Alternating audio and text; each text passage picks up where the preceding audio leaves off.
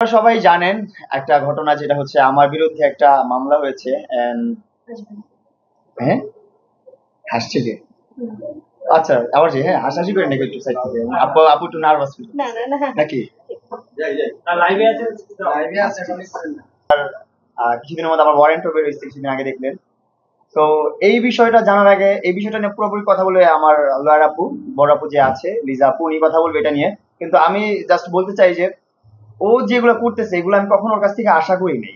কারণ আমি আজ পর্যন্ত আপনারা দেখবেন না কোথাও আমি ওর নিয়ে একটা বাজে মন্তব্য করছি। কিন্তু ওর কাছ থেকে একবার না দুইবার না কয়েকবার বাজে মন্তব্য আসছে। যখন ওর সাথে একবার আমার একটু হাতাহাতি হলো, তর্ক বিতর্ক হলো, ও আমার গায়ে হাত দিল, আমি ওর গায়ে হাত দিলাম, এমন না যে ওরে আমি হত্যার চেষ্টা করছি বা এমন কিছু না। একটা ফ্রেন্ডশিপ, ভালো ফ্রেন্ডশিপ, আপনারা জানেন যে ওর সাথে আমার প্রায় 4 বছরের একটা ভালো সম্পর্ক। আমার কো আর্টিস্ট, ও আমার অনেক ভালো সম্পর্ক ওর সাথে। তো একটা কথা বিতর্কে কিন্তু মারামারি, কথা বা তর্কাতর্কি এগুলো হয়েই যায়, সবারই হয় এগুলা। তো আমাদেরও একটা তর্ক বিতর্ক হয়েছে, এর মধ্যে ও তর্ক করছে, আমি তর্ক করছি, ও হাত দিছে, আমি হাত দিছি।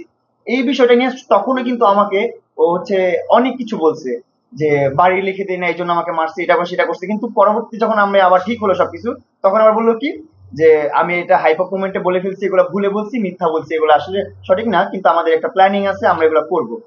ও কিন্তু মানে ওর এদিকেও ওর ফেস, ওদিকেও ওর ফেস, মানে দুই দিকেই ও ছেলের মা, ও ছেলের বাপ, ওই সব।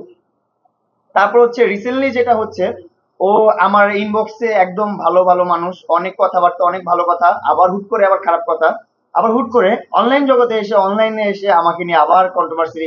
আমারও কিন্তু একটা আত্মসম্মান আছে, আমারও কিন্তু মানিজ্যত কিছু হলেও একটা আছে, এমন না যে সব মানুষেরই মানিজ্যত আছে, সবারই সম্মান আছে, এমন সম্মান ছাড়া কেউ তো নাই, সবারই সম্মান আছে। একটা গরিব মানুষে ভিক্ষা করে তারও একটা সম্মান আছে, যে জোকার তারও একটা সম্মান আছে।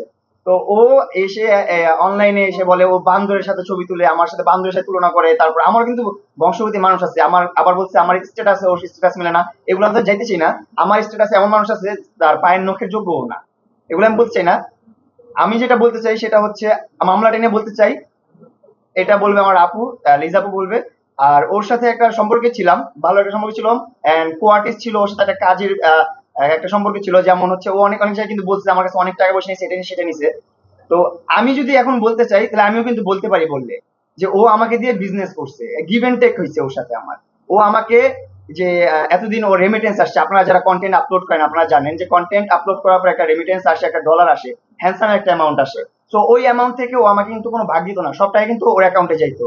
এই পর্যন্ত 4 বছর যত ইনকাম করছে, 4 বছর আগে তো ফেসবুক, টিকটক কোনো কিছু করতো না, কোনো ভিডিও করতো না ও। আমি ওরে ভিডিও করাইছি, ও নিজে কিন্তু এটা আপনাদের কাছে স্বীকার করছে। এন্ড আমি ওর ভিডিও করাইছি, আমি চাইছি যে আমার সাথে যে আছে, আমি যার সাথে ভালো রিলেশন। এন্ড ও গত একটা লাইভেও বলছে যে মামুন গরমে ঘামতেছে, আমি এসি পাঠাই দিছি। ও নিজের মুখেই কিন্তু বলছে ও পাঠাই দিছে, আমিও মানি হ্যাঁ ও পাঠাই দিছে। আমি সব জায়গায় স্বীকার করি যে হ্যাঁ ও পাঠাই দিছে। আমি তোর কাছ থেকে চাইয়া বা কোনো কমিটমেন্ট দিয়ে তো আমি ওর কাছ থেকে নিই নাই, কোনো বিয়ের প্রলোভন দেখেনি যে আমি তোমাকে বিয়ে করবো, আমি তোমাকে ভালোবাসবো, আমার সাথে প্রেম করবো, তো আমাকে এগুলো পাঠাও, এইসব তো কোনো কিছু ছিল না। এগুলো হচ্ছে মিথ্যা মামলা, এগুলো হচ্ছে মিথ্যা কথা। এগুলা কিন্তু আমাদের কোর্টে বলা হয়েছে এইসব কথাবার্তা, যেগুলো একটু পরে আমার যে লয়ার আপু আছে লিজাপু, উনি ক্লিয়ারিফাই করবে।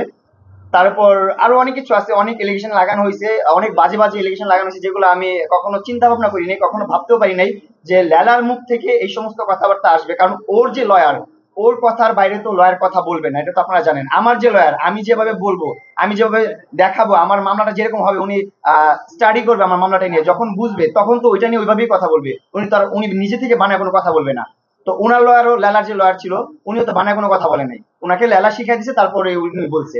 তো যে সমস্ত কথাবার্তা গুলো বলছে, এগুলো আসলে অ্যাকসেপ্টেবল না, আর আমি এগুলো মেনে নিতে পারতেছি না। এত বাজে বাজে কথাবার্তা বলছে, যেগুলো জীবন আমি কল্পনা করতে পারিনি যে লাইলা এগুলো বলবে আমাকে। বুঝতে পারলেন? এরকম